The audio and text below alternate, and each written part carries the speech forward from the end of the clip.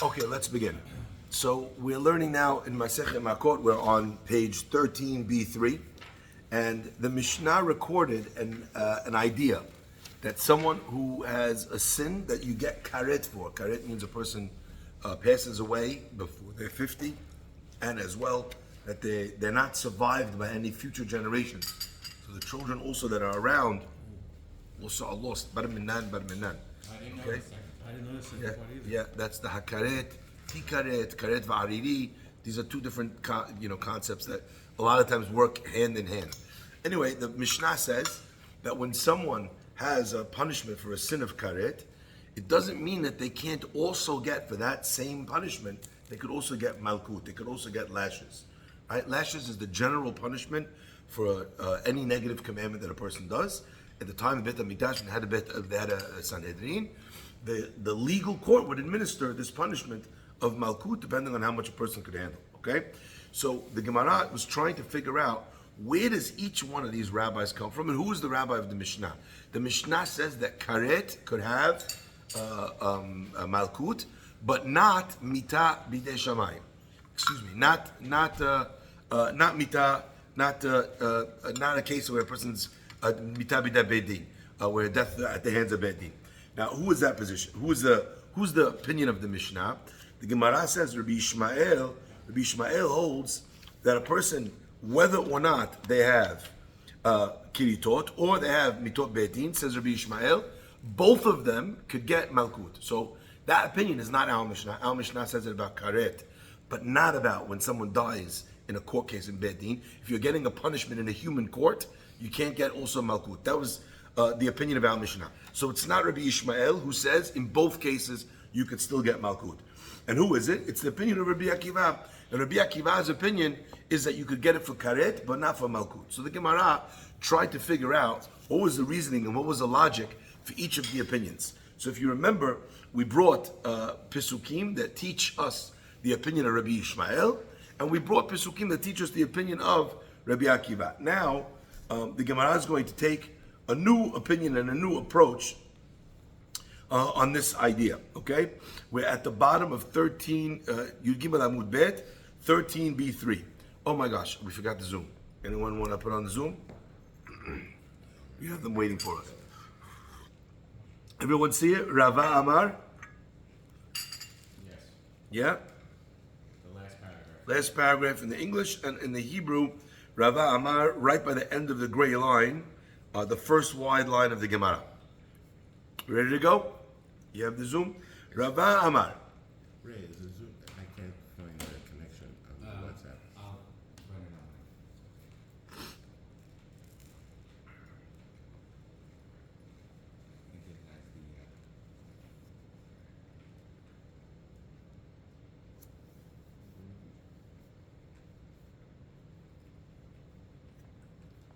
Not being used by the way. It's not.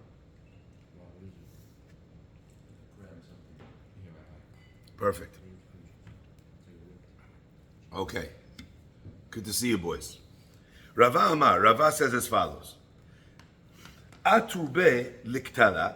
Okay, so atru means like the same word as hitru, which means a warning. Atru be liktala. If they warned him that he was going to be, that he's going to get the death penalty, because in every punishment, one of the requirements in Judaism is that not only does the person need to know that what they're doing is wrong, they also need to know the punishment that they're getting themselves prepped for.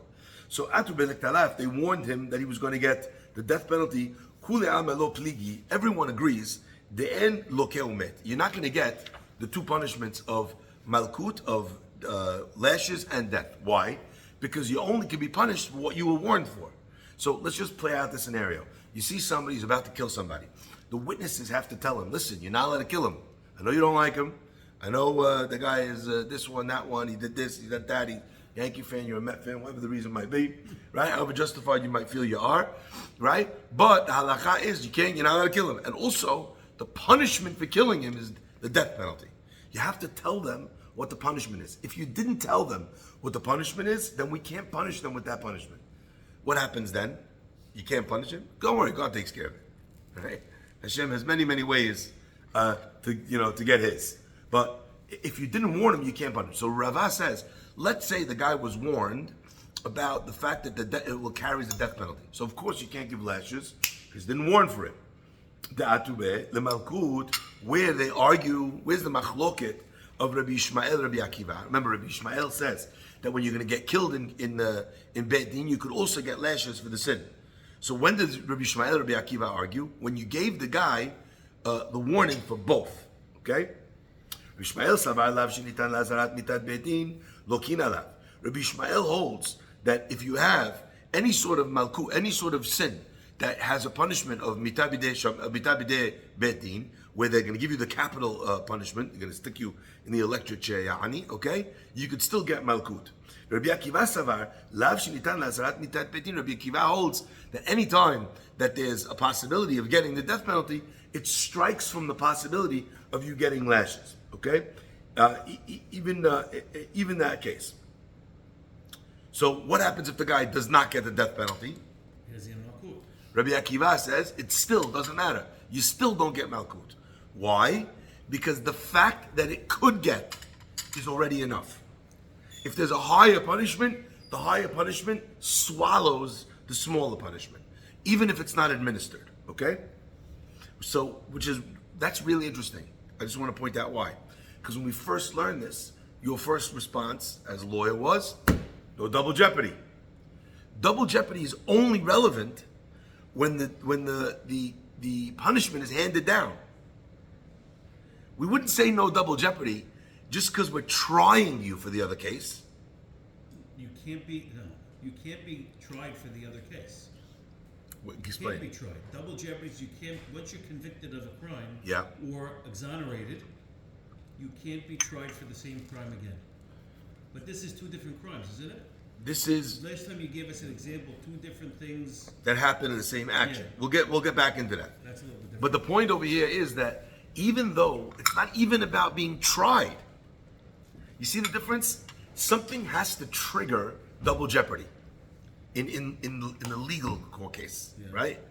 In this, Rabbi Akiva is saying the minute that there's involved a punishment of mitabideh Beit Din, capital punishment, the other punishment is not on the table anymore.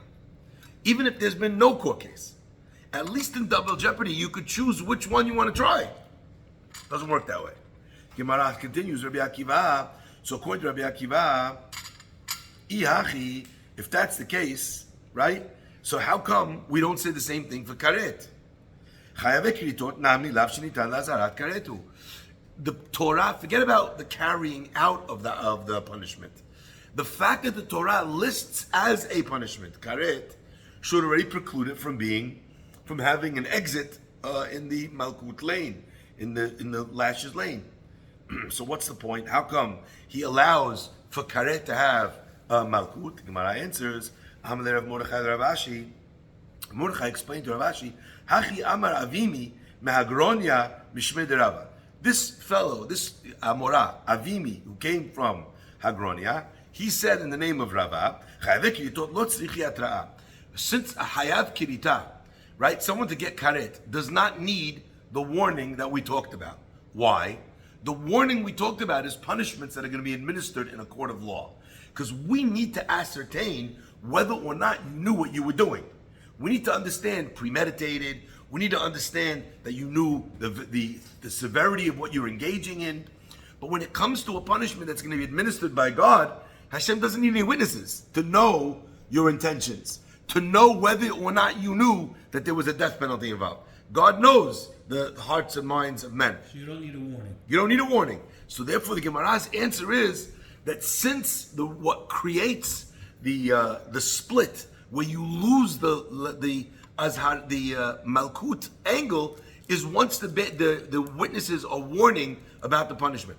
Whenever there's no azhara, there's no warning. Therefore, a person could have karet and malkut. Let's continue. Okay, so what Rava is suggesting in this, and we're kind of carrying through, is that what gives karet, what allows karet a path to the goal for lashes, is the fact that there is no warning for it. Okay? Let's continue. The Gemara says as follows. Let's try and prove this concept now. Share Pesach umila, when it comes to Pesach, and it comes to Brit Milah, Anash Afal Pishilo is here. The Torah punishes even without any warning. There's no warning from the Torah. What does that mean? There's two warnings that one could talk about. One is the warning of the witnesses, and one is the warning of the Torah. What does that mean? What we were talking about up until this point is when the witnesses come forward and they say, don't do this, you're going to get punished with this or with this. That's one kind of warning. But then there's a different kind of warning, and that's the warning of the Torah itself. So the Torah says, don't do this or else you'll get this punishment. But there's some cases the Torah does not give that warning. It says the Gemara, Pesach and Milah did not get a warning. All you saw was a punishment. The Torah said, if you do this wrong, this is the punishment. It didn't tell you, don't do this so that you shouldn't be punished. It just says that someone who doesn't do it gets this punishment already. Okay? So therefore, you said to me earlier that it requires a warning in order to lose the opportunity for Malkut. You see, not that way. So therefore, that's how the Gemara proves it. V'dilma azhara lekorban. Ask the Gemara. Maybe when we talked about the azhara in the Torah, there's still an azhara because we warned you about bringing a korban. What does that mean?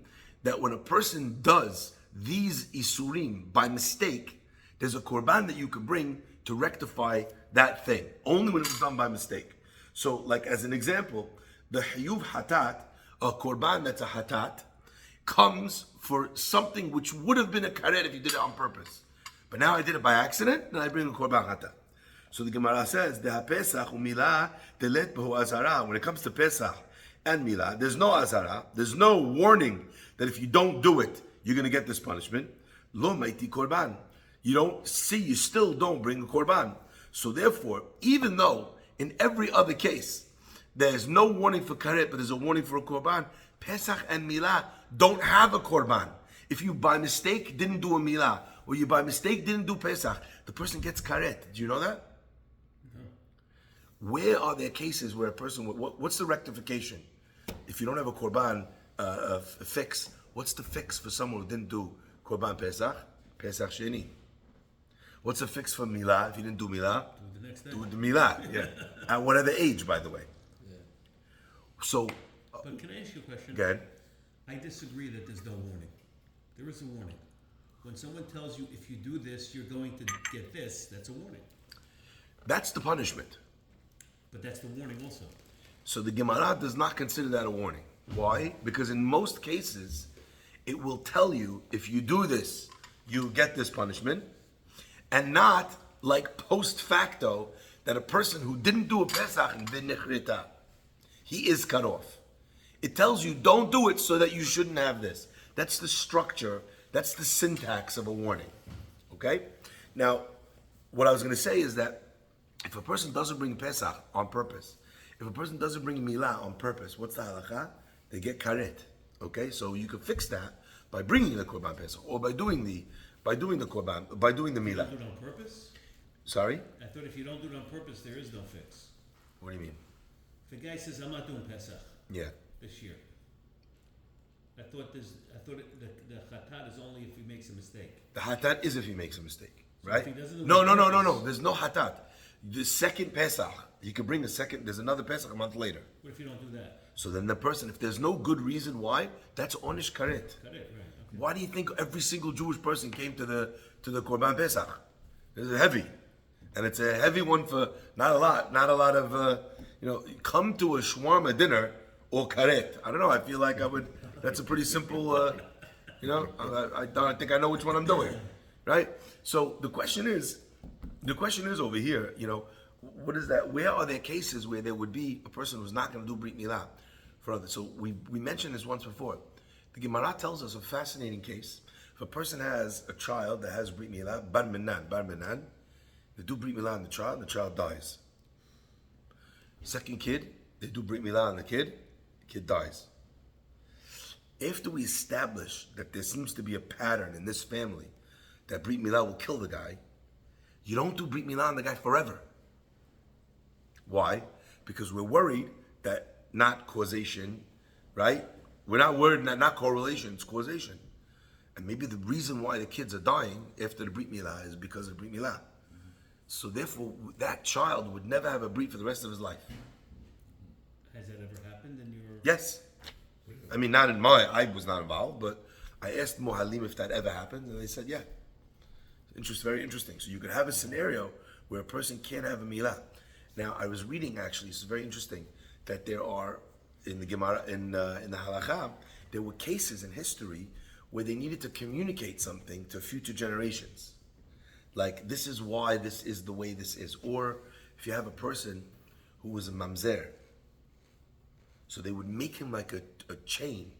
Explain to me what A mamzer is a child that's born from an adulterous relationship. That person is not allowed to marry someone who's not also from the same status, because the children of a mamzer become also mamzerim. So what would they do? They would give the guy like a necklace with a letter mem on it. Wild. And then I read that there was some cultures that they would like carve a letter into the skin, so that the guy could not, the other chain, you could just take it off. But what was even more interesting is Chamuvadia says that if you have a kid, Bar Minan, who has a Brit Milah, but then, right, whose responsibility is to do Brit Milah? Anyone know? Father's responsibility. Until, let's say the father doesn't do it. Mother. No. If the father doesn't do Brit Milah, the responsibility of Brit Milah is the kids. Now, we as a community, the halakha is, we'll take that responsibility. If there's no father, but in between the father and the kid, Bet Din will step in to do the Brit Milah for the kid. But for whatever reason, let's say the kid did not do Brit Milah, the mitzvah transfers from the father to the son. So if the father doesn't do it, right, and then he's chayav karet. The father's not chayav karet for not doing milah on his son. Who's chayav karet? The son? It's only on the person themselves. The person Yeah, himself. but the kid is 8 years. So he doesn't get karet for that. Obviously not. So really, he only has until 50 to do it. Correct. Right? Right, that's a tough one. Yeah. That was good, man. Right. Now listen to this. This is wild. Ready for this? So that's when it comes to Brit Milah. But what about, let's say you have a kid who's a firstborn child. So the halakha is you have to do pidyon, right? Pidyon haben. Let's say the father passes away. Whose obligation is to do pidyon haben, to redeem the son? The grandfather? No. The mother? Falls to the child. And their Bet Din can't do it. No, you can't. What, you're buying yourself back? Yeah.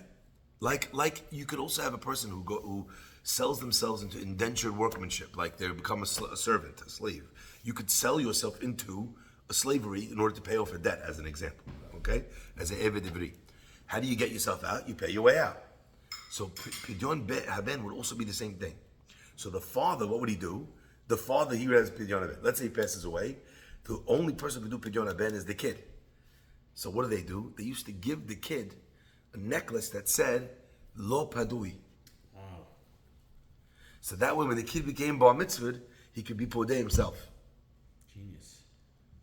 Like, imagine seeing, once in my life I saw the guy was wearing a bracelet. He was a very religious guy. He didn't seem the type to be wearing a metal bracelet, that style, And then I said, what is the bracelet? And he turned it around. At the bottom there's a little thing that he's deathly allergic to certain drugs or whatever, Yes. So he wears it every day of his life, because if God forbid something happens, they take him to the hospital and they give him penicillin, he'll die.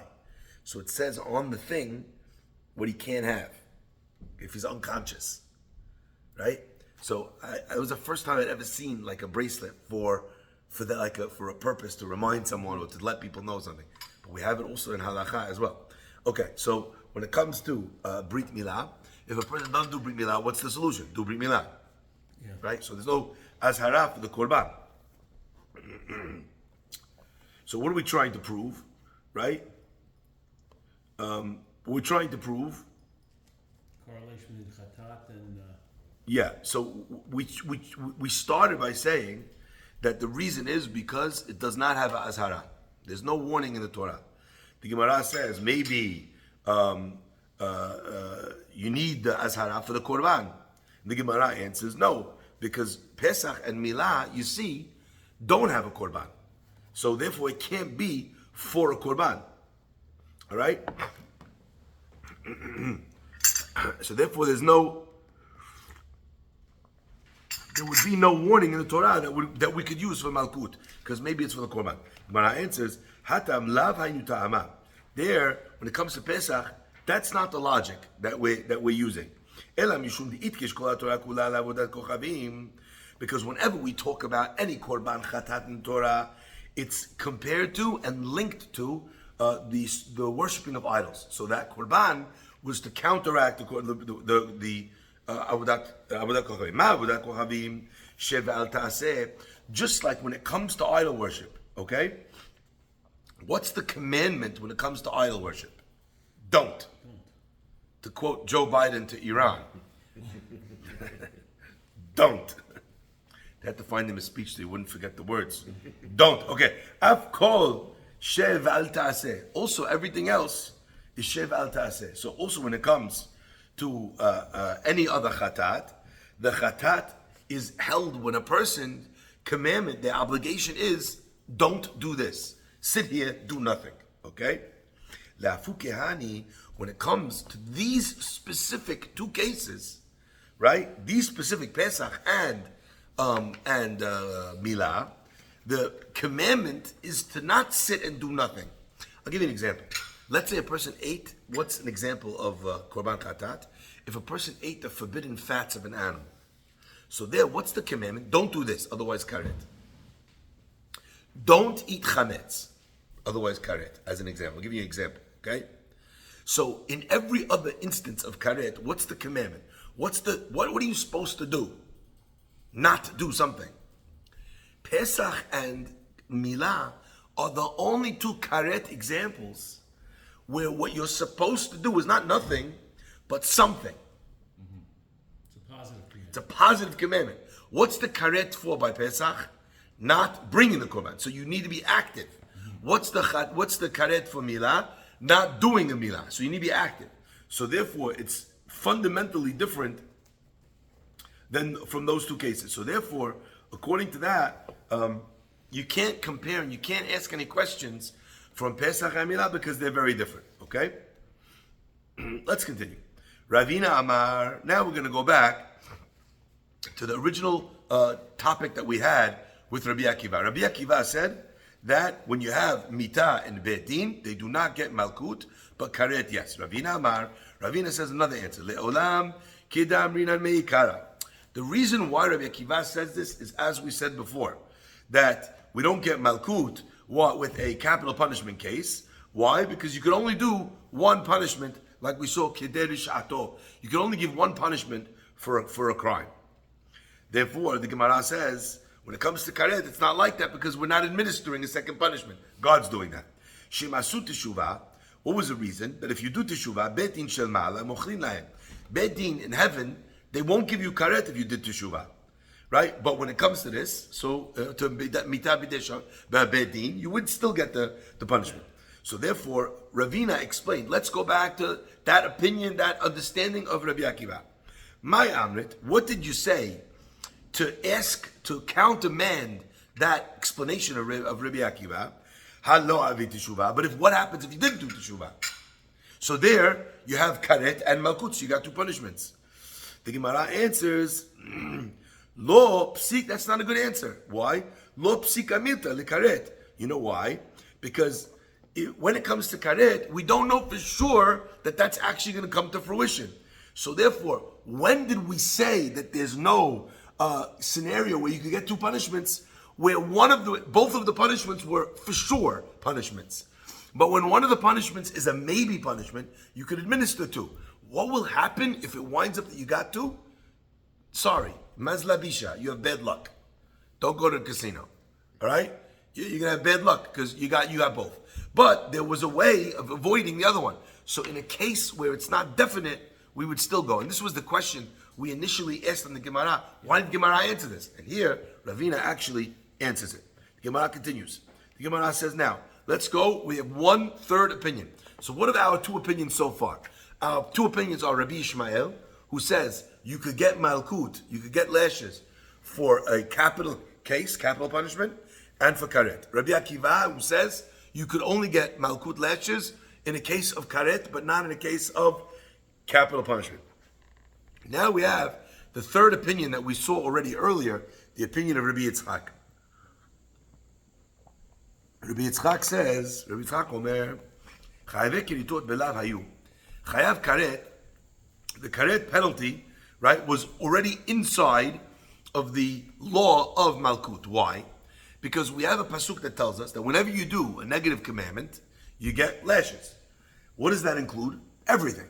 So when you had something that was chayav karet, was that included in lashes? Of course, it's in the general rule.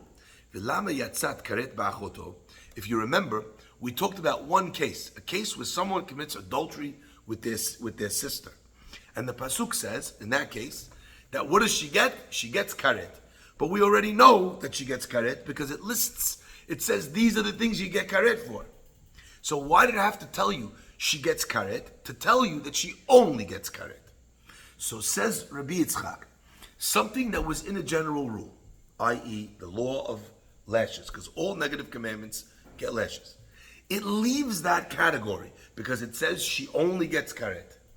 We have a law in the laws of understanding Torah that whenever something's in a general rule and it leaves the general rule, lo lilamed al atzmo yatsa, it did not only leave to remove itself from the law, but to teach you a concept about the entire law. Okay, so let's see how that pans out. So therefore, since it left from Malkut, we have this law in Torah that tells us that if something's in a general rule and then leaves the general rule, it doesn't only learn about itself, it teaches you about all of the things that were joined in that law as well. Okay? Let me just give you an example. Let's say I tell you that there's no double jeopardy in a case of death and lashes. That's the general rule. I give you a general double. Anyway, someone comes along. Sorry, there's a punishment of lashes and death. You would imagine you could get both, and then I come and tell you, well, you can't rule that way in this case because that would be double jeopardy. You can't get both. You didn't just tell me that you can't get both in this case. You introduced a concept of double jeopardy. What does that tell me? That any case which would have two punishments, you can't get for both. That's this idea that if something's in a rule, leaves the rule, doesn't only teach you about itself, it teaches you about the whole case, the whole extension. So therefore, Rabbi Yitzchak says, we anytime there's a karet and malkut, you can't get karet and malkut. Where do we learn that from? From the get out clause that we find by adultery with one sister. Okay, that therefore they only get karet. The Gemara says, okay, but Rabbanan, okay, what about the other opinions then? Why do they say that when it comes to karet, why do they say that you could still get the other punishment? Don't they also agree with this? The Gemara answers, karet ba'achoto lamali. Why did you have to tell me karet by a person's sister? Why did you need to repeat it? We already had it before. Okay? Must be lechalek. And the reason why it's coming to do so is to differentiate and to separate that each one of those sins has a separate chatat. Let me explain what that means. Let's say a person committed adultery with their sister, okay? So you have to bring korban chatat, as we said, karet, and if it was by mistake, chatat. How would there be a scenario of a mistake, right? Shogeg, what would be the mistake of a shogeg? Let's say a person didn't realize, or they wouldn't. There's no intention. They were drunk, whatever the case might be, that there would be shogeg. So it was not intentional. The halacha would be karet, bar minnan, ya'eni, right? Bar minnan. But the point is that there would be a korban karet of chatat. Ask the Gemara, 1 second. But this woman that you did adultery with, she's also married to somebody. That's another count of adultery, of eshet ish. So how many korbanot do you bring? Says Rabbi Ishmael and Rabbi Akiva, the reason why we told you again, karet, is to tell you that for each karet, there's another korban. That's why. We already know you get karet. Why are you telling me kareti, she gets karet? The answer is to tell you that you get a separate korban for each one of these. Okay? Lechalek, to give you more than one korban. For each isur, they would bring a separate korban. Okay, Rabbi Yochanan, according to the opinion of Rabbi Yochanan, the Amar Rabbi Yochanan, Shimasa'an kulam be'elem echad. If a guy made this mistake, all the mistakes that they made were he'elem echad, which means one forgetting. It's a wild concept. I'll give you the idea behind it. Chayav al kol echad ve'echad. Shimasa'an kulam be'echad ve'echad. If he did it all in one forgetfulness, hayav al kol achat ve'echad. Now, let's say we're talking about a person who's doing something by mistake. Okay? Can I give you an example? Okay? Let's say the guy, his wife passed away, and they never had children. The halacha is, her husband passed away, and they never had children. The halacha is, the sibling comes, does yibum. Okay? What happens? The guy's an am haaretz. He didn't know the law. He thought that in any case, he has to have a child to name after his brother. Let's say they had 2 kids, but none of them has his name. The brother passes away. The guy says, oh, yibum. The guy thinks he's doing mitzvah. He now has relations with the sister. That's isur karet. So the guy, there could be a scenario where a guy did something b'shogeg. He didn't even have any bad intentions. Okay? Now, let's say someone comes and they tell him, listen, dude, no, before he sleeps with her, no, there's no din yibum, only if there's no kids. Okay? The guy now realizes he made some mistake. How about if he goes back and again, relations with her again after that? It's on purpose. It's on purpose. What happens if he forgot again? Fascinating. There's something called he'elem and he'elem echad. One forgetting. Okay? And there's something called 2 forgettings. 2 forgettings sounds like me like an excuse. Right? No, senile will be patur. Because the guy is a senile. You know, if the guy has Alzheimer's, but then, right? A scenario that could arise. Right. The guy was, forgets it. But he'elem could mean that the guy got confused again. Or he got confused in something else. Can I give you a simple example? Let's say the guy, what's it called? He thinks that there's only yibum. There's yibum if the guy does not have, if the guy doesn't have someone named after him. So they have 2 kids, or they have a kid. I'll change the case now. Let's say the case was the guy had a baby girl already. Is there yibum if a guy had a girl? You sure? Not sure. I think yes. This is a proof that there could be a forgetting. Yeah, a bunch of guys, all traditional Jewish guys, but you didn't know what the law was if he had a girl. So imagine some guy living in the boondocks, doesn't have a cell phone, doesn't have dial a rabbi, text for answer rabbis. Guy doesn't know. What? What if it's the woman that never had kids? So I'm saying, my point is, you're not sure. It could be a case that a guy didn't know. Anyway, someone comes to him the next morning. They're like, I think yibum is only. I think yibum is only if there was no kids. Anyway, the guy feels terrible. Shema Israel. Anyway, that day he's looking up the halakha. He sees the pasuk. The pasuk says that his name should not be lost. The guy makes a derashah for himself. He's like, oh well, you know what? It's true that he has a kid, but he only has a daughter. The daughter's not named after him. You understand? There could be a scenario where a person is making a mistake more than once. So the Gemara qualifies that when a person does something in one forgetting, okay, so that's one avera. When they forget and they did it again, even if you did it 2 times in one forgetting, it's the same sin. Why? Because the second time is not worse than the first time. It was the fact that I didn't know that I have to do teshuvah for, right? But that's he'elem echad. But there's also a case of 2 he'elems, 2 forgettings. Okay, that would be 2 separate averot. All right, either way. Okay, says the Gemara, lechalek. Rabbi Yochanan says that if a person does these mistakes in one he'elem, chayav al kol achat ve'echat. He's obligated a separate chatat for each case. Obviously, in the case of 2 he'elems, there would be 2 chataot. Okay? Gemara now says, okay, Rabbi Yitzchak, so let's go according to Rabbi Yitzchak now.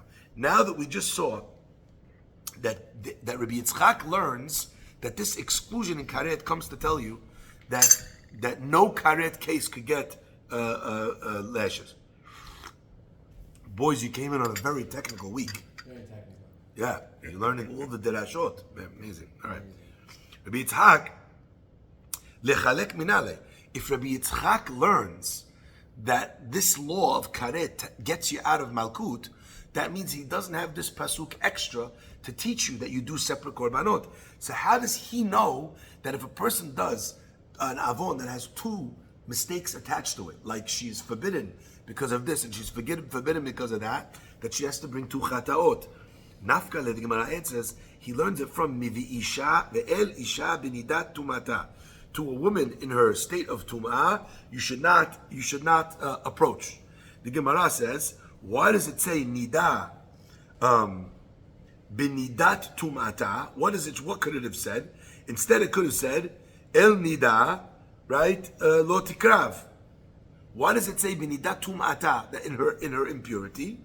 The reason why it adds the isha, it adds a woman in her impurity. L'chayev al kol isha ve'isha, to obligate you on every commandment of the negative woman. Let me explain. The isur of being with the nida is one woman that you're not allowed to be with. But let's say that woman who's a nida is also the person's sister. Or let's say that person who's a nida is also a married woman. If a person is with a married woman who's also a nida, what averot did they do? Says the pasuk, we came to tell you, isha, that on each isha, on each woman status, each forbidden woman status, there's another sin. So therefore, Rabbi Yitzchak learns that I would learn out that you bring separate korbanot from the fact that we added the word isha. Okay? L'hayev al kol isha fi isha, for each forbidden status.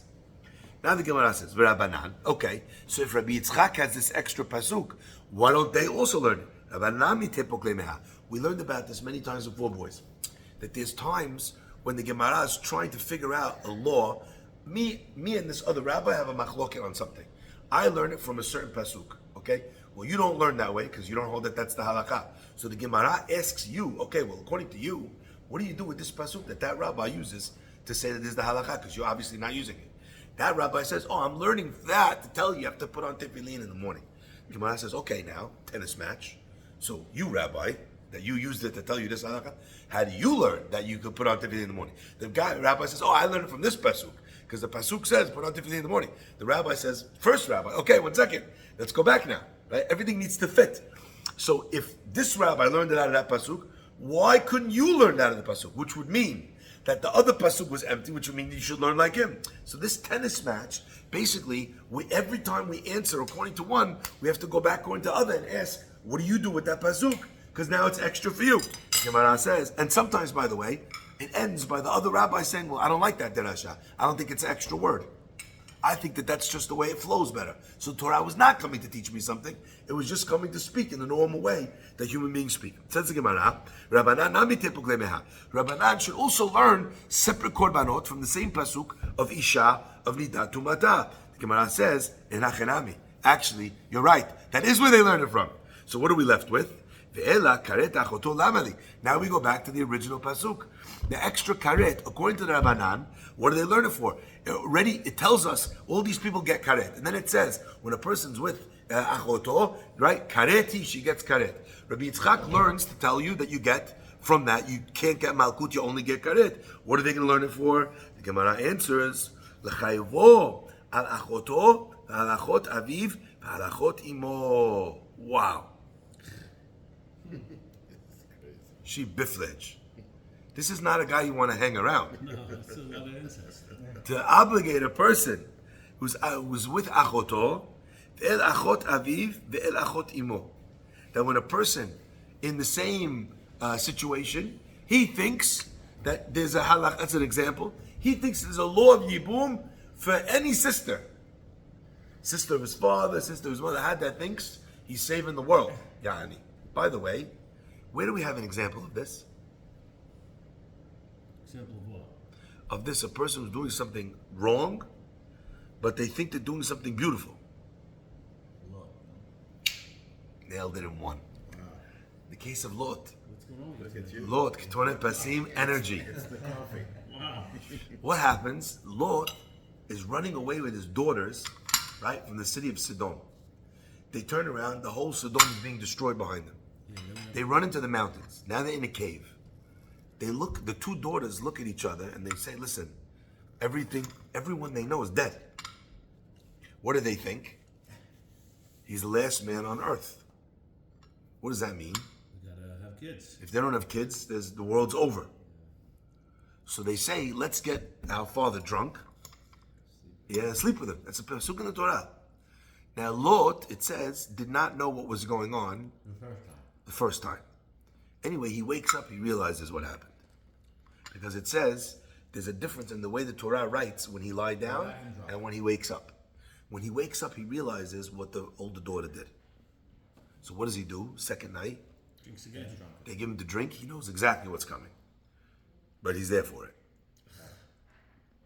But maybe he thought they were the last people on earth as well. So the commentators say that can't be. Because he knew Avraham If he was saved by the Malachim, he knows Abraham is a 50,000 times bigger Sadiq than him. So if angels came to save him, Lot, who met Abraham, would have known that Abraham would also have been saved. Right. But the daughters who only knew their father as the only righteous guy in town, the daughters made a mistake. So here's a scenario where they're doing something they think is a mitzvah. I'm sure they were noshed out too. But they did something in order to be a mitzvah. By the way, what came from those relations of the father of both of those daughters? David? Ammon and Moab. All right. Who were they? The two nations that the Jewish people, the Moabites, the Moavim, they come from there.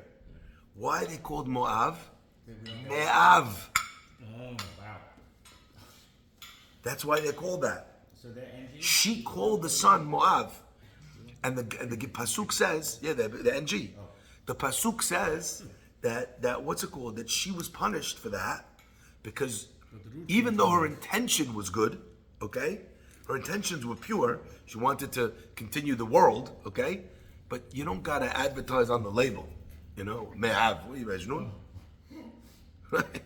Root came from Mav, right? Yes, there was something pure about what she done. But in general, that was not the case. She needs to convert in order to leave that, in order to join. But when it comes to Ammon, the second one, she says, my nation. So the second one, Ammon, hid it. So Ammon is considered, Ammon does not have the same restrictions as Moab. Okay, so says the Gemara, what happens if a person, and what was my point? My point was that you could have a scenario where a person is doing all these crazy things, but actually is not aware of the Isurim. Okay? There was no Torah at the time. Sorry? There was no Torah at the time. Still, you see that people are being rewarded and punished for sins and But mitzvot. I'm just saying, it wasn't a prohibition at the time, was it? Yes, it was. When it came to adulterous relationships, they had that as well. Yeah, then. But by the way, I was thinking about this the other day. There's so many things that we think in our society, like, oh, that's so terrible. Let's say you're living in a cave. You have no book. What are you allowed to do? What are you not allowed to do? Whatever you want. Yeah, free game. Like, you let it kill somebody? Yeah, why not? In other words, without the Torah, let me explain this. Without the Torah, you see the lion killing the other lion. You see the cheetah killing the gazelle. What do you think that human beings are? Just the next level of the animal kingdom. So, you think the lion sits down with the rabbi before he, sits with the lioness. He's like, listen, I'm not sure.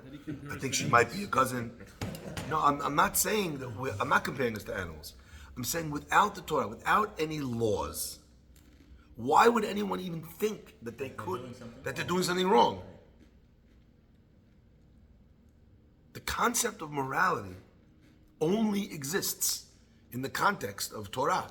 Ask an atheist that question, he'll tell you no. No, they struggle with this. Atheists struggle with this.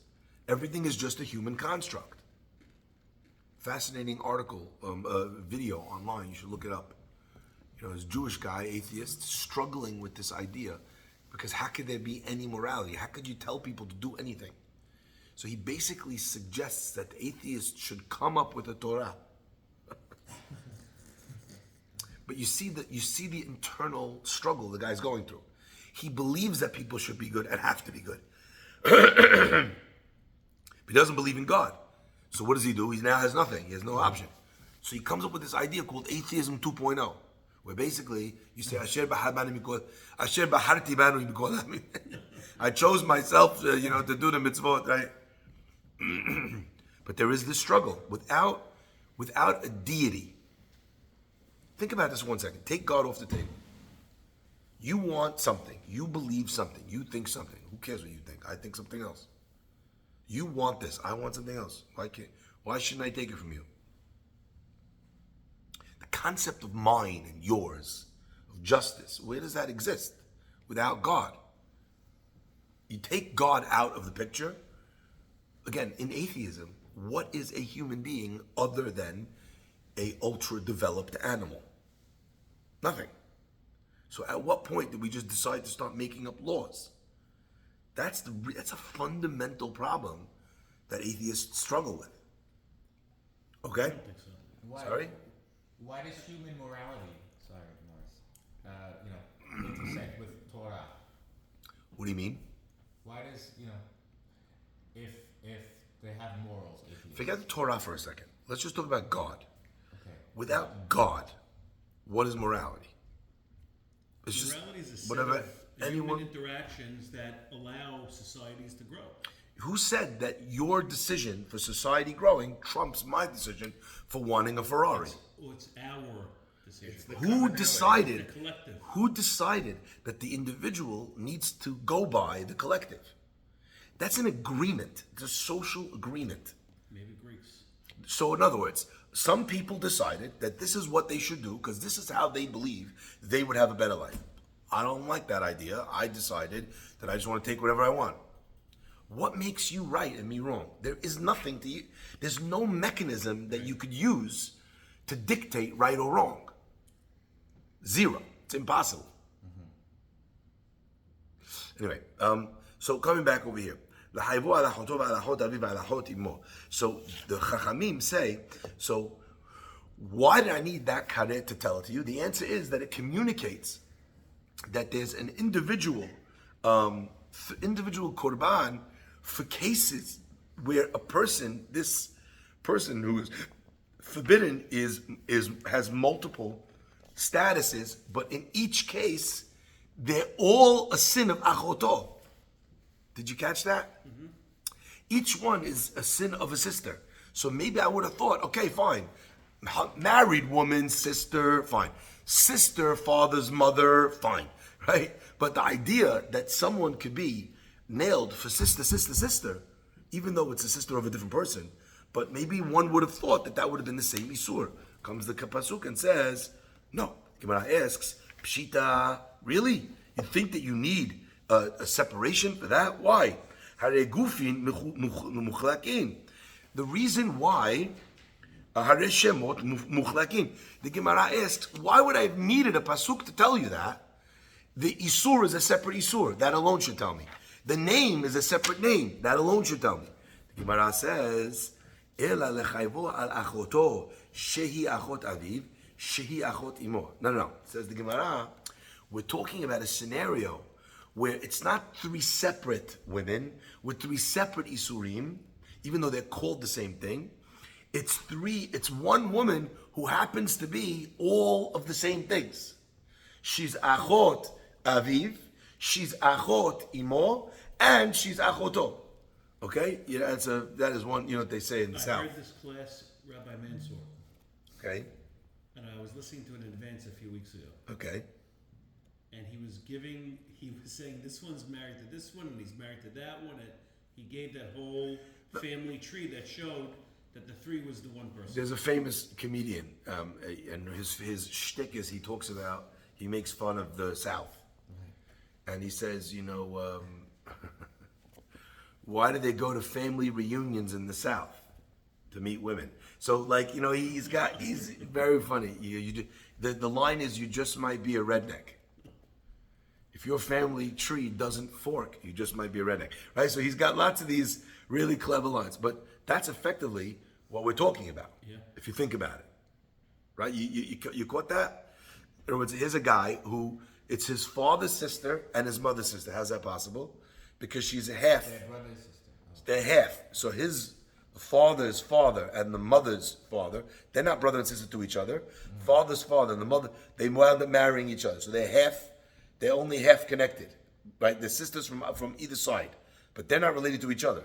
But then this boy is also the child of those people. So it winds up being Achoto and Achot Aviv and Achot Imo. Again, wild case, but Why doesn't it follow the act versus the status? because no, it does follow the act. The question is, did the person do one thing wrong One. or three things wrong? Why? Because if you married a girl, that's Asur. But you also, at the same time, she was also something else. And she was also something else. All three of them, which are Asur. But it's the same act. It's the same act. But the question, but you would bring three chataot. Three, because, in other words, it's like, let's say a person does something that's on Shabbat, but also on Yom Kippur. Right? So to do a sin on that day, you're breaking 2 days. So how many sins did I do? If I went to work on Shabbat and on Kippur. 2. I did 2 sins. So it's true, it's one act, but that one act, I'm doing 2 things wrong. Right? Let's say I steal. But I don't just steal, I steal from my father. What did I do? I did 2 averot. It's true, I did one action. But you're gonna steal. You don't steal from your dad.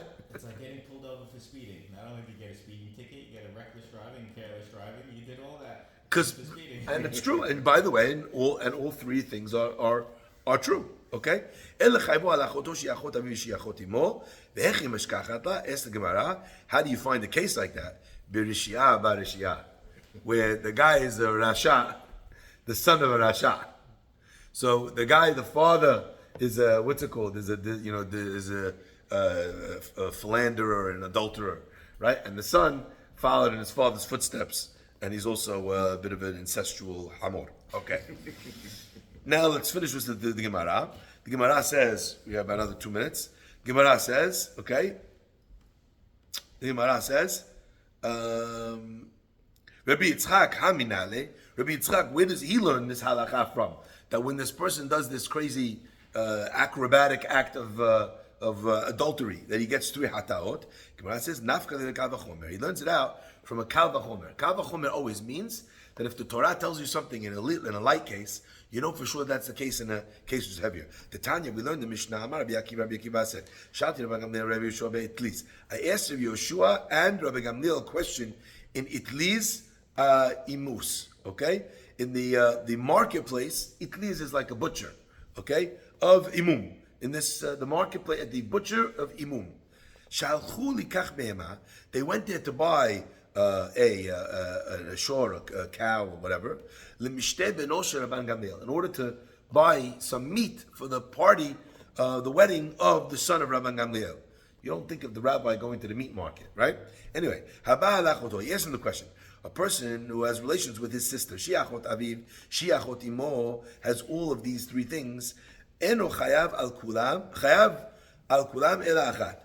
Is he hayav on all of them, or one for each isur? Amruleh, they said, zu lo shaman. Never heard about a case like this, that a guy winds up, bagging 3 of these isurim at the same time. Aval shamanu, but we did hear a different case, which is similar. Habal chamesh nashim nidot behelem echad. Guy has relations with 5 different women that are nida at the same time. I don't want to know what kind of party this guy's at, okay? But he's 5 nidot, helem echad. The guy is in one lapse. He's drunk, whatever he's doing, right? Hayav al kol achat ve'echat. The guy is obligated a hatat for each one, even though it's just one time of forgetfulness, one episode, shall we say.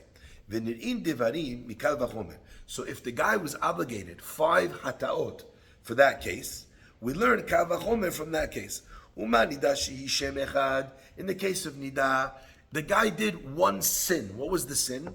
Being with a nida. Okay? So even though it was 5 nidot, 5 different women that were nida, but it's the same name. If for the same isur, i.e. being with a nida, you could bring 5 different korbanot, hayav kol achat ve'echat, kan, over here, that there's 3 different named isurim, okay? I.e. achoto, his sister. Achot aviv, sister of his father. And achot imo, lo kol sheken. Is it not obvious?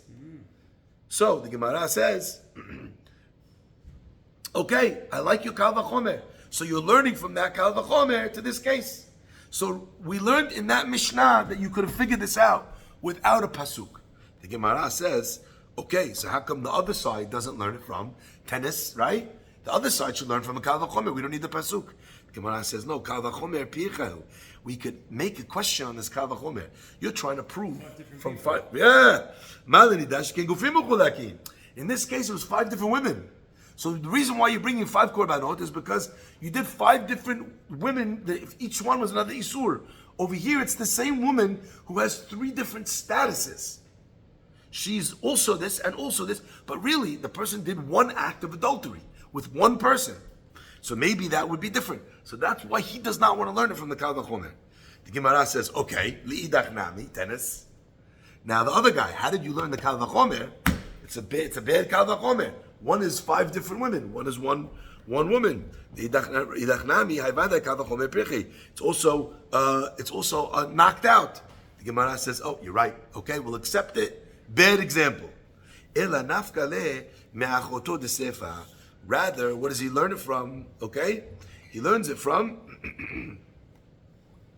achoto in the end of that pasuk. Let's just take a look for 1 second at the pasuk. The pasuk says, "V'ish asher yikach et achoto bat aviv o bat imo," a person who takes his sister, the daughter of his father or his mother, v'ra'at erbata, and he sees her nakedness. V'hitir et arvato, and she sees his nakedness. Chesed hu.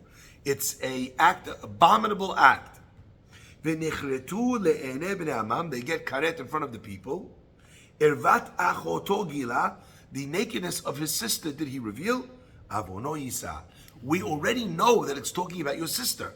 So we have another word in the pasuk that's extra. The word achoto comes again. So to be Yitzchak, that needs a place to learn this from, learns it from the fact that Torah says, look, we're going to say again the word achoto to teach you that every time you could say the word achoto, that's another korban. Yes, the Gemara tennis. What does the rabbis now use achoto for? I feel like this is like a bunch of lawyers in mediation. The other guy's in the other room. The guy gives a counter offer. Then they go to the other room. The other guy says this. Then they go back to the other room. Okay, but idach. What does the other guy do? Achoto d'sefer lamali.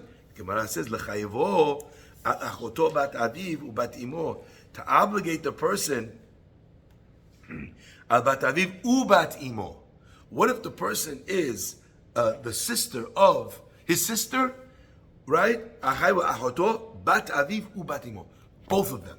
She's the daughter of, in other words, not half sister, she's a whole sister. Lomar she'en onshin min hadin. Right? Now, if you'd asked me, if you tell me that a guy's adulterous for being with his half sister, what would I tell you about his full sister? Obviously. But lomar she'en onshin min hadin. Even though something is to you sounds like an obvious thing, kal vachomer, like a din, right? Still, you can't administer a punishment for that. You could give a korban for that, but you can't tell the guy that he has a death penalty for that. You can't. Sister? From a full sister, because that would be learned out. Why? Because the pasuk says, if he sleeps with his sister, who is the daughter of his father or the daughter of his mother. So the Torah, when it mentions it, only mentions either or, but it doesn't say and. So the Chachamim is saying, what do they use achoto for? To teach you in a scenario where it's a full sister that also the same punishment is that Leomar she'en onshim min hadin, to teach you that you can't have a punishment for based on a kal vachomer. So therefore, since you could have learned it from a kal vachomer, you couldn't have learned it from a kal vachomer. You need the pasuk achoto to tell you that in a full sister you also get the punishment. Tennis match. Now, how does Rabbi Yitzchak going to learn that? Because he doesn't have the extra achoto. V'idach, what about Rabbi Yitzchak? How does he learn the full sister? The Gemara answers, Ibayit ema. One opinion says, Gamar onesh ma'azhara. He learns the punishment from the warning, which means that once the Torah tells you the warning, right? I learn out the onesh from the warning. You got it? You understand that? So the second reference to the sister, achoto, means the half sister? The first achoto tells you she's your sister. And the second one? What do I learn from the fact that she's your sister? That there's an isur for a sister. So then once the azhara tells you about a half sister, right? So then it would apply for and that would apply for both, right? With regards to the azhara for the warning. So now, even though in the punishment it only tells you half, I could learn out the punishment from the warning. The other opinion is nafkale. He learns it me'achoto deresha from the extra achoto in the first pasuk. Achoto she is your sister. He learns out the extra pasuk. V'idach. I'm not following the last part. The last part is there's two ways that Rabbi Yitzchak could learn out full sister. One way to learn out full sister is he learns onesh me'azhara. That the azhara in the warning, it includes a full sister. Does it include a half sister? Yes. Half sister and full sister. Okay. Okay? So even though in the punishment it only says half sister, Rabbi Yitzchak says, I could learn the punishment from the warning. Got it.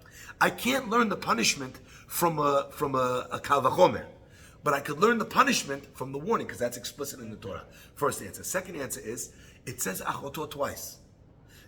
Up until now we've been talking about the second achoto. Says the Gemara, Rabbi Yitzchak could learn that the first achoto is also not necessary because it says she's your sister. It doesn't need to tell you, you can't be with her, achoto she's your sister. He learns that achoto is also extra, and that achoto is to tell you a full sister. The Gemara says v'idach, but again, if that's the case, that you now told me that the first achoto is extra, so Rabbi Yishmael and Rabbi Akiva have an extra one. Hahumi b'ayda, the Gemara says, that comes to tell you, lechalek karet lemefatem ulesach, to give a scenario. Wow. It's getting a little bit too esoteric. Right, it's literally, but I love every once in a while, I love following the logic in Gemara, so you understand how exact they were when they were learning these laws from the Torah. Okay? Almost finished. Gemara's, almost, we have a while to go still, but the Gemara has almost finished this part. Okay, we'll just finish until the end so we don't have to recap next class. So the Gemara says, so what do they do? The Gemara says, we need that for lechalek karet lemefatem ulesach.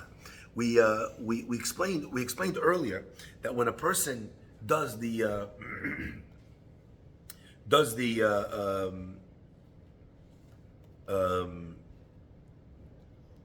creates the shemen hamishcha, the anointing oil, you're not allowed to mix the oil that they did for the shemen hamishcha. You can't make that exact recipe ever again.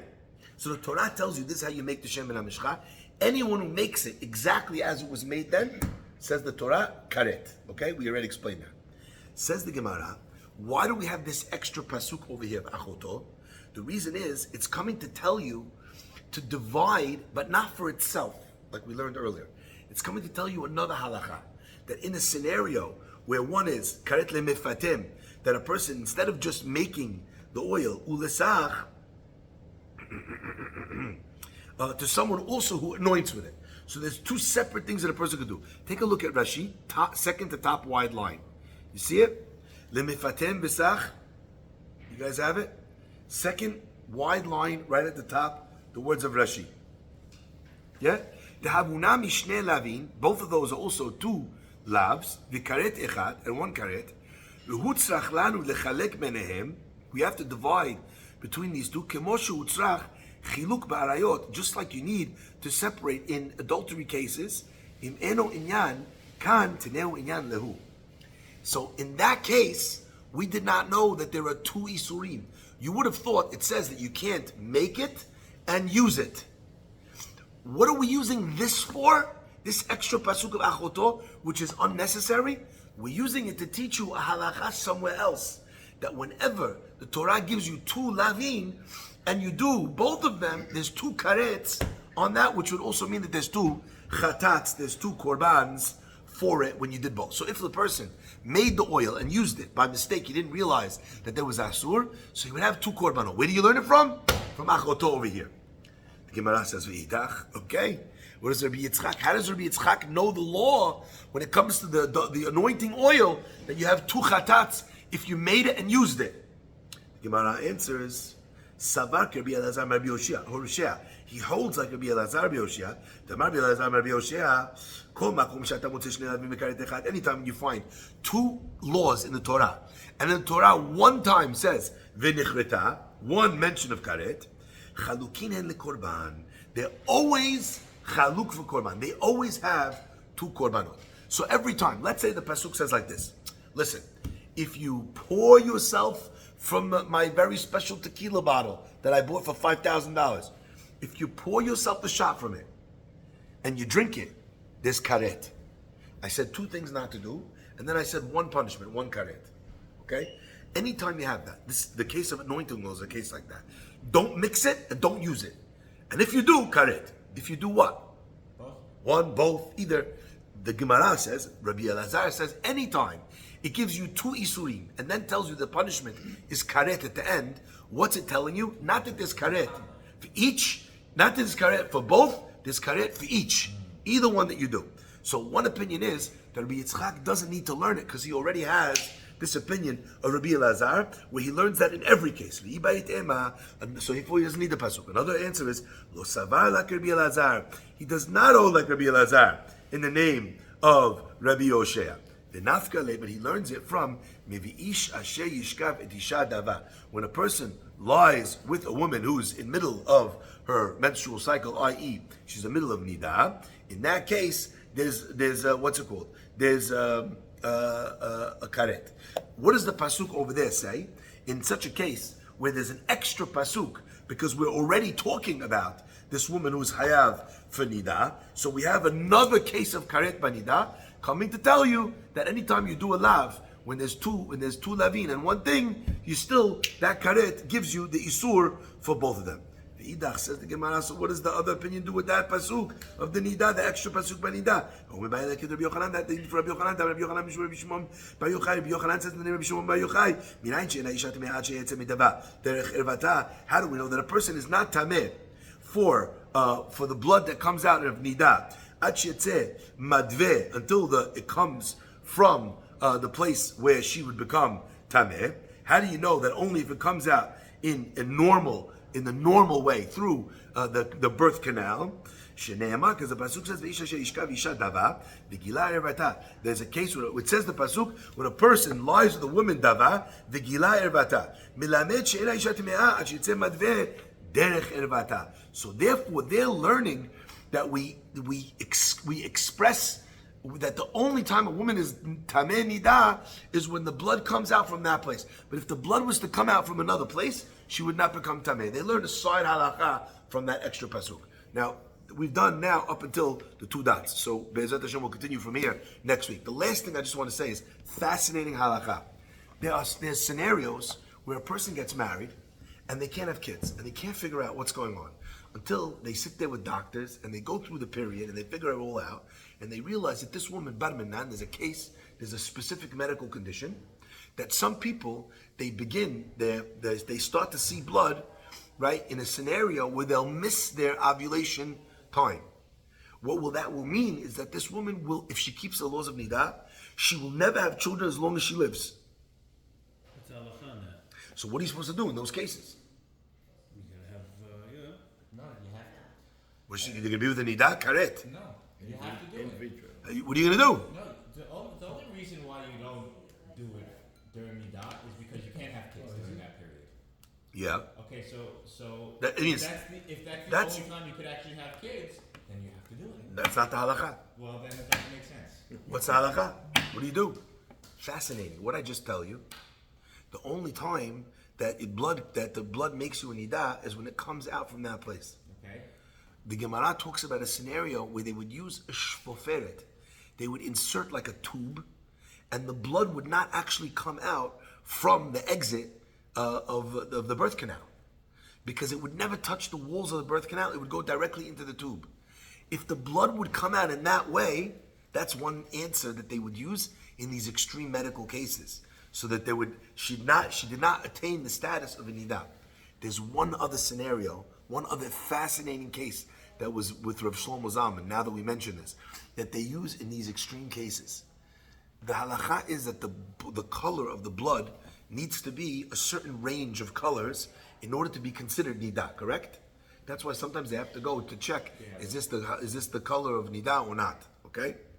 One of the things that they would do is they would give the woman a dye to insert, and the blood that would come out now another color. Even though we know what it is. But she never experiences, and they only use these in extreme cases, like Ray said. What do you mean? A person's not going to have children? Well, the biggest mitzvah is to have children. But also we have to deal with the case, the halacha of nidah. So there are times when they would figure out a way to be able to render the nidah not something which is asur.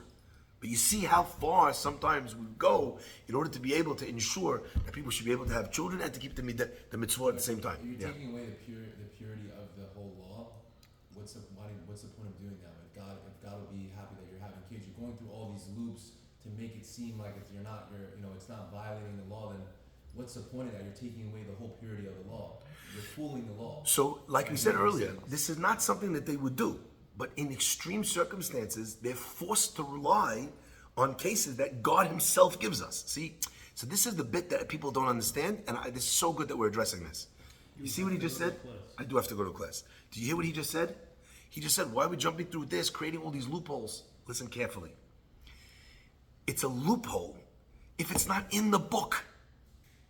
If God brings you a pasuk to tell you, the only way I consider her nidah is if it comes this way. What was God telling you? Nailed it. And this is, by the way, this was one of the things that Trump said in his court case. He said, listen, you made the tax code. If I use the tax code in a way which is advantageous to me, I'm not breaking the law, I'm actually following the law. You don't like it, change the law. He's right about that. So when we looked at this, that's the reason why I wanted to share this with you, because I found this so powerful.